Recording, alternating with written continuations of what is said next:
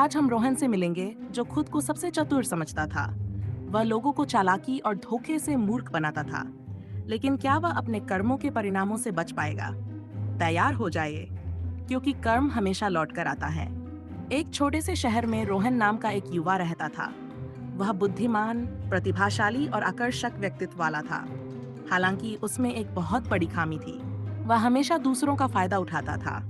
रोहन को विश्वास था कि वह सबसे ज्यादा चतुर है और वह लोगों को अपने स्वार्थ के लिए आसानी से बहका सकता है, बिना किसी परिणाम का सामना किए।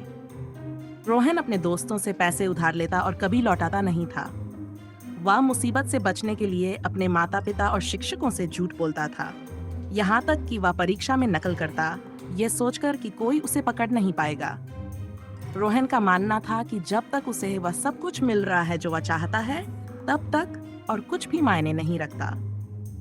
उसके माता पिता ने उसे ईमानदारी और दयालुता के बारे में सिखाने की कोशिश की, लेकिन वह हमेशा हंसता और कहता, इस दुनिया में केवल मूर्ख ही ईमानदारी से खेलते हैं।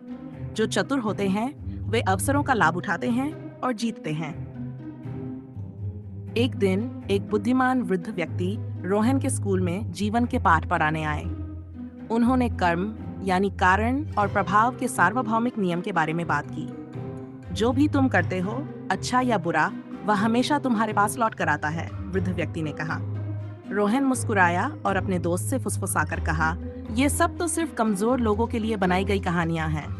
मैंने अब तक अपनी मनमर्जी की है और मेरे साथ कभी कुछ बुरा नहीं हुआ। बूढ़े आदमी ने रोहन की ओर देखा और मुस्कुराया। वह बोले, युवक, मैं तुम्हें एक कहानी सुनाता हूँ। शायद इससे तुम्हें समझने में मदद मिले।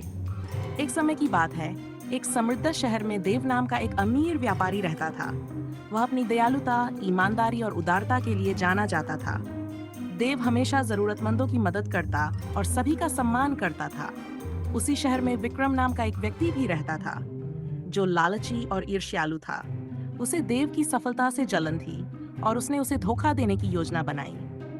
एक दिन विक्रम देव के पास एक व्यापारी बनकर गया और कहा, मेरे पास तुम्हारे लिए एक शानदार मौका है।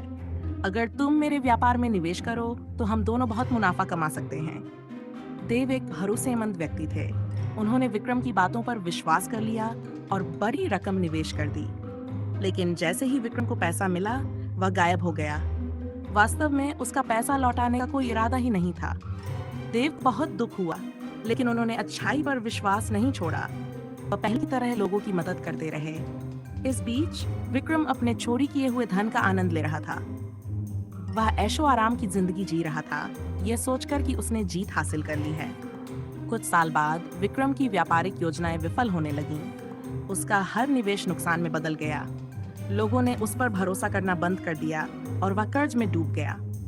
एक दिन वह धोखाधड़ी के मामले में पकड़ा गया और उसे जेल की सजा हो गई। अंधेरी कोठरी में बैठा उसने याद किया कि धन ने उसे कभी खुशी नहीं दी और उसे एहसास हुआ कि उसने जो पैसा चुराया था वह अनुचित रूप से अर्जित किया गया था। बूढ़े आदमी ने कहानी खत्म की और रोहन की तरफ देखा। क्या तुम समझे कि कर्म एक दर्पण की तरह है? यह वही प्रतिबिंबित करता है जो तुम करते हो। अगर तुम दूसरों को धोखा दोगे तो जीवन किसी न किसी तरह से वही दर्द तुम्हारे पास वापस ले आएगा। अगर तुम ईमानदार और दयालु हो तो तुम्हें बदले में अच्छाई ही मिलेगी। रोहन हंसा और बोला, अच्छी कहानी है, लेकिन मैं ऐसी बातों पर विश्वास नहीं करता। मैं सालों से लोगों से झूठ बोल रहा हूँ, धोखा दे रहा हूँ और चालाकियां कर रहा हूँ, फिर भी अपनी जिंदगी का आनंद ले रहा हूँ। बूढ़ा आदमी बस मुस्कुराया और बोला, समय तुम्हें सिखा देगा। आपको ये वीडियो पसंद आया हो तो लाइक करें और अगले वीडियो के लिए सब्सक्राइब करें। इस वीडियो को देखने के लिए धन्यवाद।